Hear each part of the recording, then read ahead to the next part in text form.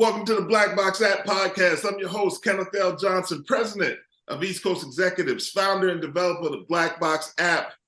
And we're here today on the Black Box App Podcast. I'm really excited to bring with me today over to the podcast a gentleman that I met, several months ago. I was kind of watching the way he was moving on LinkedIn, though, but I had the pleasure of meeting him and sharing, I believe, a meal and maybe a cocktail in Harlem. We got Kenneth Miner, celebrity chef, wellness coach, speaker, author, from My Plate to Yours, Lunch Fix, and Everyday Smoothies. This man is out here doing it. I want to talk to him about so much stuff. Kenneth, welcome to the Black Box App Podcast. Thank you, Kenneth. You know, you got my namesake, so it's not going to be hard to remember your name, sir. Thank you, man. I got your name, yeah. Hey, look, we got a lot of people's names. There's a Kenneth. Every time I turn around, somebody's name's Kenneth. I know, right? Good people. Thank you for having me. I appreciate it. Hello, everybody. Man, I'm excited to have you for all the obvious reasons, man. I just admire the fact that I can't wait to take this little walk down your career journey as well, because I admire the fact that you basically said, look, I'm going to do it my way. That's what I see. So tell the people who you are, walk us kind of through how you got here, and then we're just going to let the podcast ride from there. I appreciate it. Man, I'm a simple dude from the South, born in the South. DC is from the South, but my family's from South Carolina. As you said, I am a chef. I'm a wellness coach here in New York City and a singer by trade. And so New York was just this opportunity for me to kind of spread my wings. Prior to that, being in Washington, D.C., I was in healthcare. I was a manager for a neurology practice, and I taught coding to state coders, to how to become coders in the city. So healthcare, over to music. And then when I came to New York to be a singer, I was on audition, I often share the story, doing an audition for Miss Saigon for a show. Because I was like, I'm going to New York. I turned 30. I was like, it's now or never. Yes. I'm going to move from DC and get to New York and just go. And I got here and I was on an audition, Kenneth, and I went downstairs and to a newsstand. And I picked up a Bon Appetit magazine and a Food Network magazine. And those two magazines just made an impression upon me. And I was just like, something about this is drawing me. I didn't know what it was. I got back on the train. I didn't get the show. I got back on the train, headed back to Harlem, and something just hit me. And I was just like, I think I'm supposed to be in food, right? And my initial thought was, because I had been a manager for a corporation for neurology practice, that I would just go to culinary school so I can be a manager. I wanted to manage restaurant groups, right? And then I got in culinary school and I got bit by the food bug, and here we are right now in this moment. And I'm the journey, man, for me has just been just a free opportunity to connect with the community, to God, and to what I believe is possible for African Americans in the future. Man, we appreciate all that you do. And let's get this straight. That's Miss Saigon's loss right there. I wanted that role so bad, man. I did.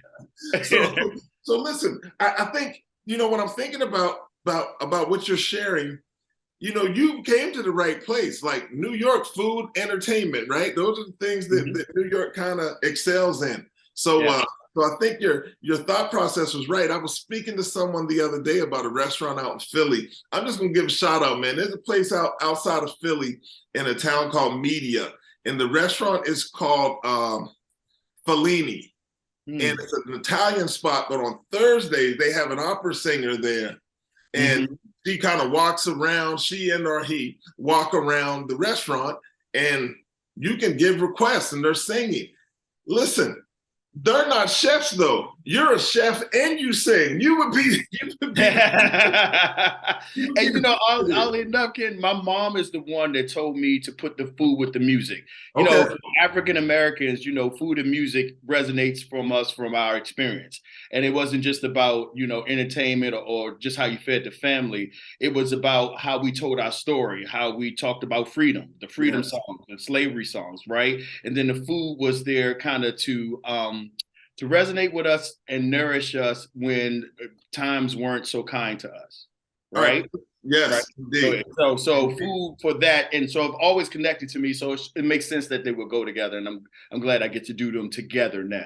Yeah. Man, we're glad you get to do them together as well, and you do them well. Now let's position this. I want to really kind of drive this home and let the people kind of know who you are. Now you've been featured on some really big shows. I mean, of course, there's the Black Box Hat podcast. Here we go. But you've been featured on some really big shows. Talk to my audience about the places you've been doing the thing you love. That was a great way. Yeah, doing the thing that I love. Follow your heart, people. Yeah, it started with Food Network. And I did Chopped on Food Network. And that kind of was, and I did some television prior to that. And we can talk about later in the sense of knowing when that light is over, say, that illuminates you. And television, the medium just works for me. So finding your medium that works for you. And Food Network was my first big start, where even to this day, and I wish I got some residual money from this, they still show that show. I did that show 12 years ago. And they still show it every Christmas. It was a Christmas show. And the producer said something to me I'll never forget. He said, whether you win this show or not, people are going to reach out to you and they want to connect. The power of the internet, right? And of course, I want to win. We all want to win. We're out there doing our thing. And I didn't win, but I wasn't the first Chopped. But the experience of being in a competition, being on television, doing something I love, being able to connect from people all the way from Africa, who reach out to me from Nigeria. It's like, hey, we love Chef Kenny and the thing. It changed my life because it instilled in me what I believe was possible about my career. And being right out of culinary school, because I went to culinary school, and coming right out of there, it was a great little kickoff to my career. So you decided to go to culinary school, and now this was when you were in New York. You had already moved. Yeah, I'd already moved.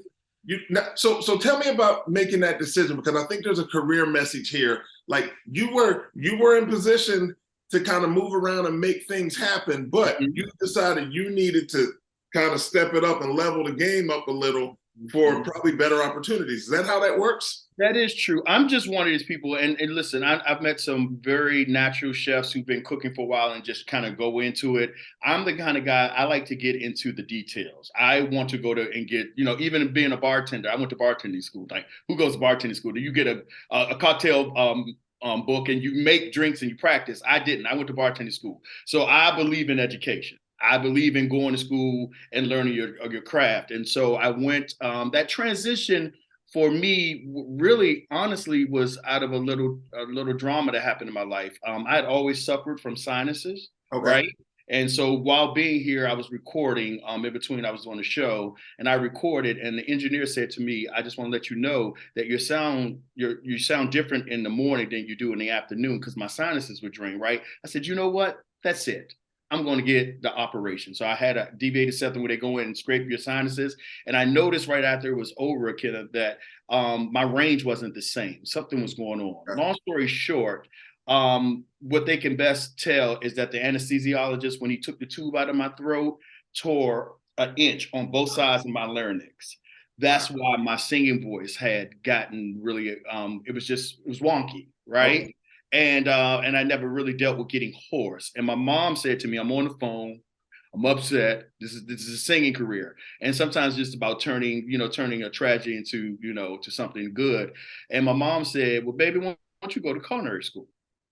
Like, Mom. And I asked my mom to this day why she say that. And she said she doesn't know why she said that. And I believe that was God. That was God using her in that moment. She said, "Why don't you go to culinary school? You make the macaroni cheese for the family." So, and I was like, I was really upset. The way you can cry only to your mother.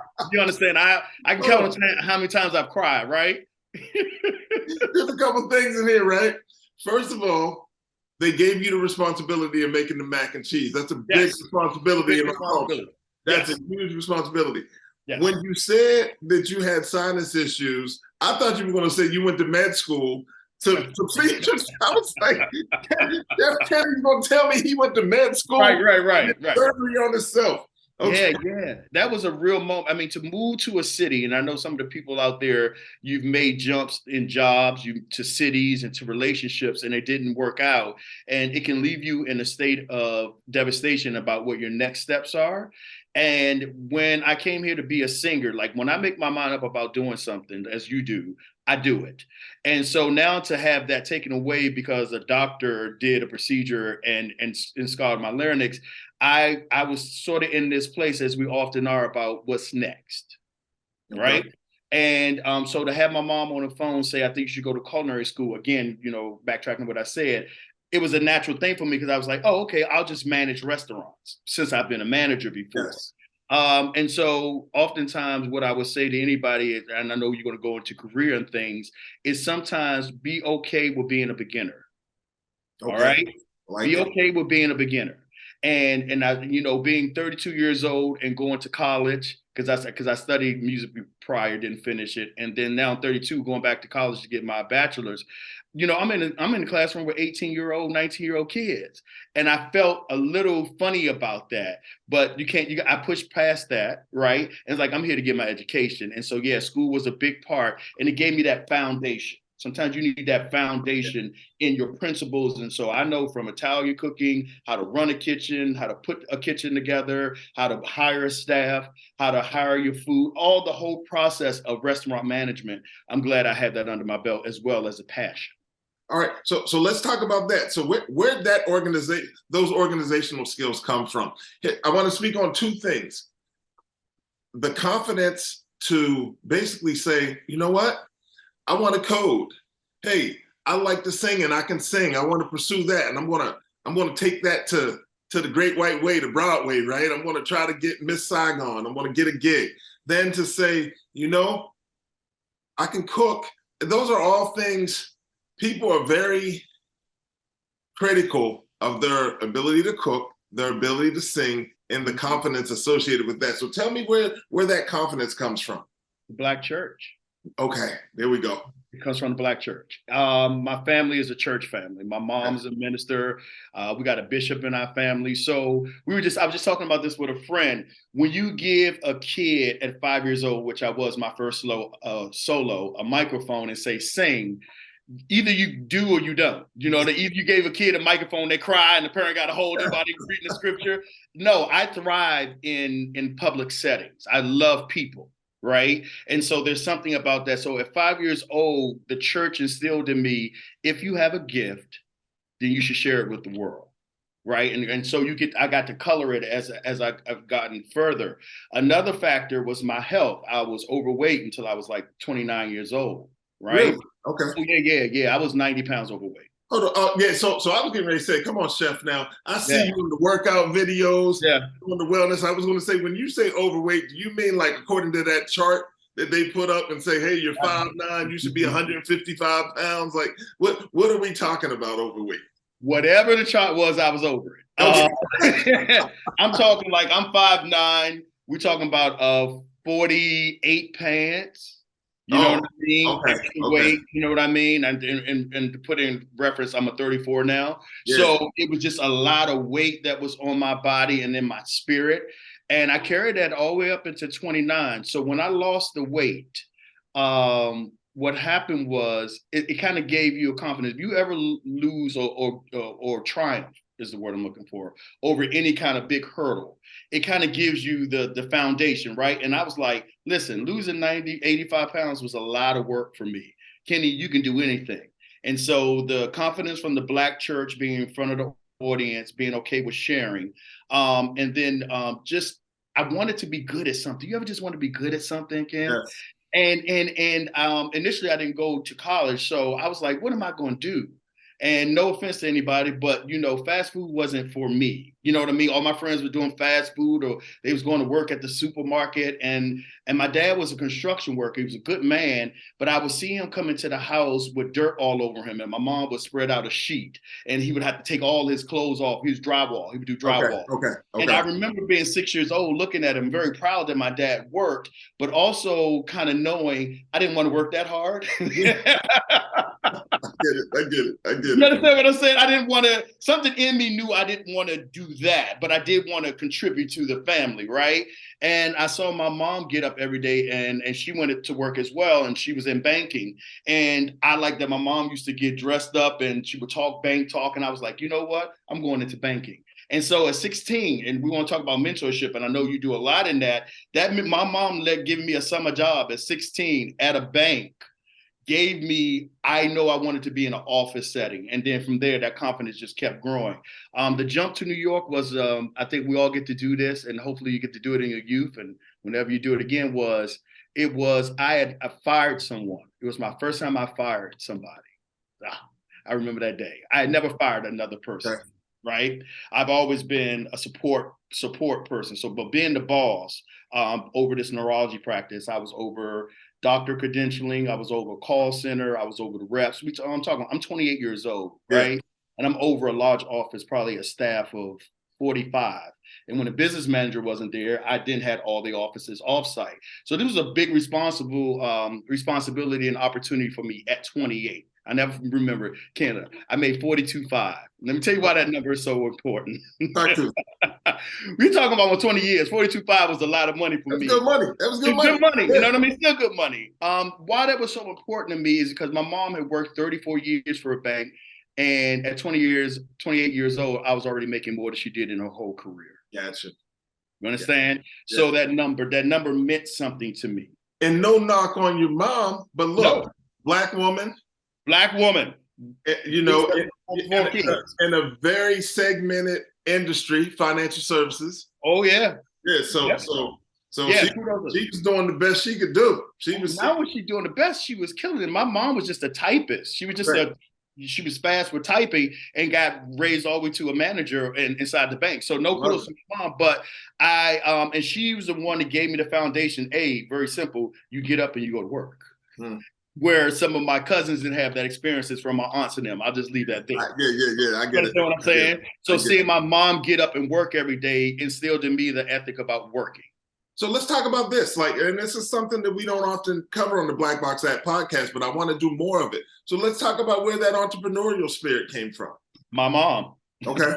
My mom, and we say this word now with a little thing on it. She hustled. My mom's a hustler. She knew that her money at work wasn't enough for her kids to raise her family after my dad wasn't around. And so my mom, between hairstylist, business, then going from that, she did clothes. She would come to New York. That's how I got familiar with New York. Okay. She would go to Canal Street and get purses.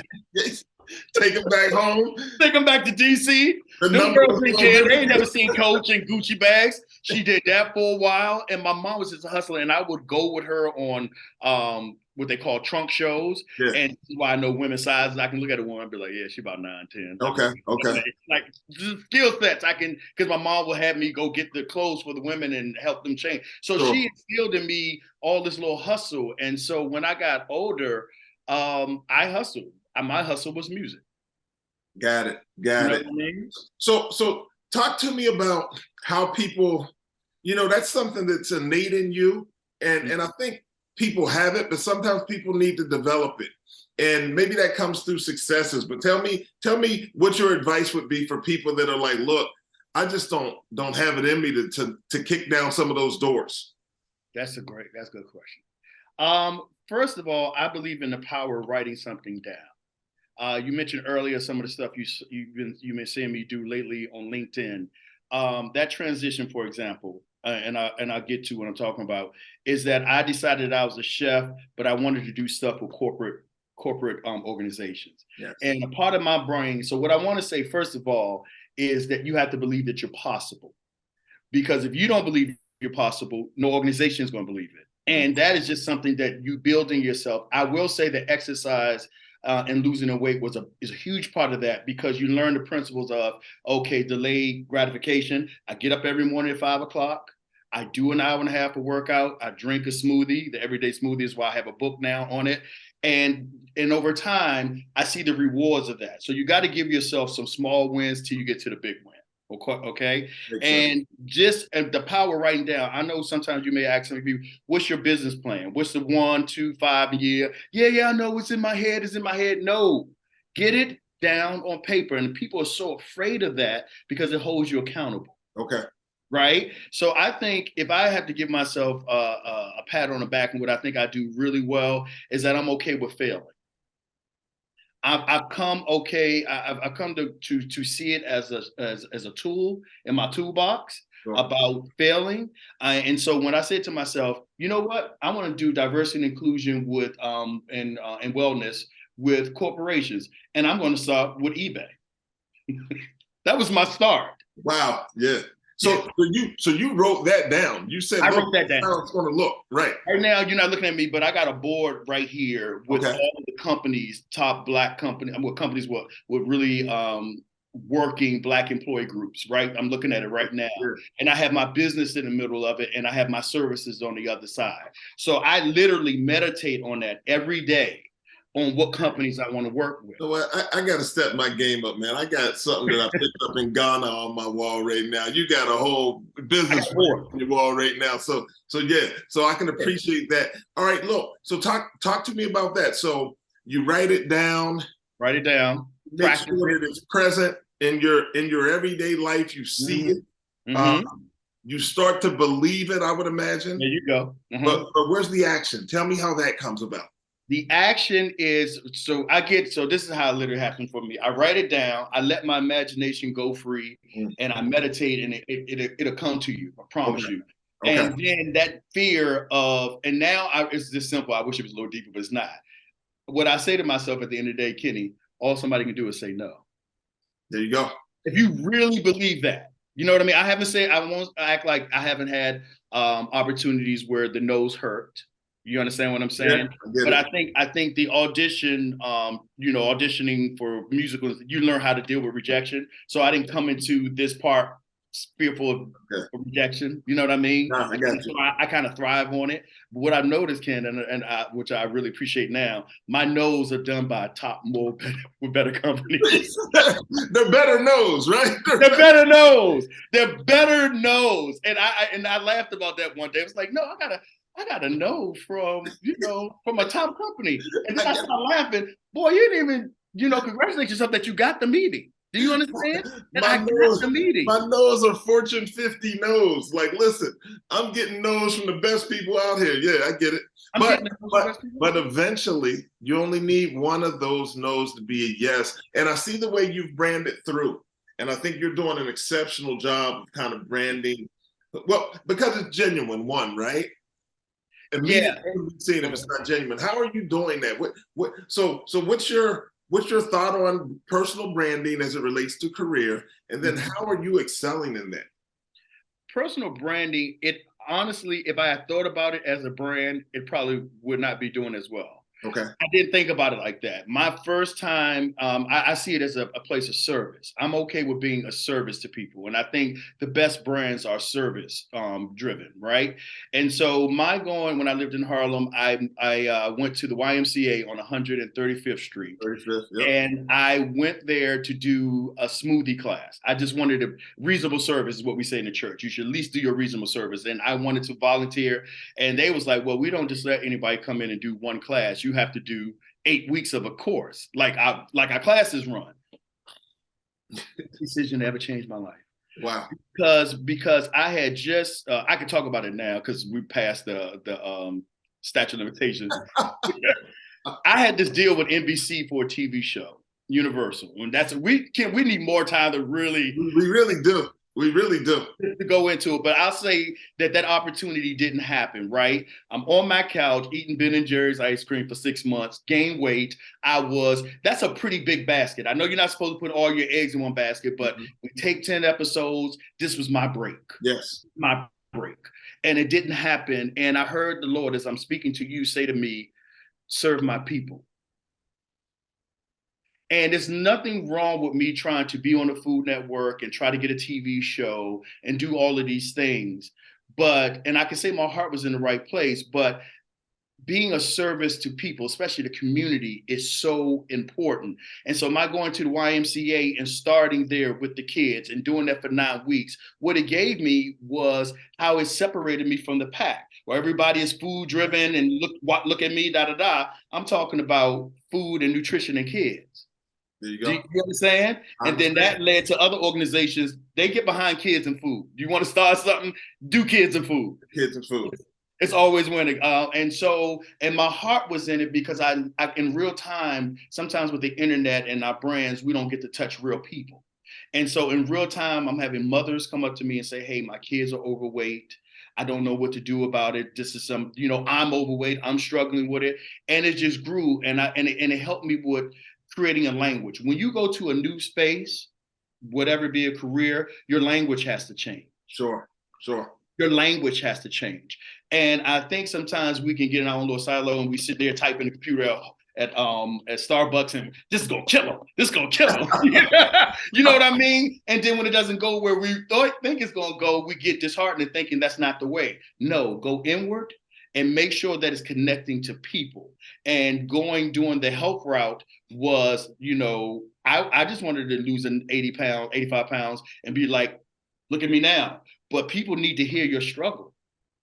People need to identify with the struggle, and you need, as a wherever business model you in, to lead them to where they need to go. So you need to share your heart, right? You need to then give them the steps for how you did it. The next thing, you want to give them a call to action, and then you want to give them your heart again. And doing that as a constant has. So when I go to, I've had the pleasure of working with eBay, Dow Jones, Sirius Radio, FM Radio. Who else have I done? But it's PayPal, some really big companies that most people would just be happy with one. And I've had an opportunity to not only partner with these organizations, but have them as clients of mine on a continuous basis. Yeah. Man, and I'll remain consistent. And they've had the opportunity to work with you as well, man. And listen, I love the work you're doing. I enjoy and appreciate you as a person. Please tell our audience how to stay connected with the work of Chef Kenny.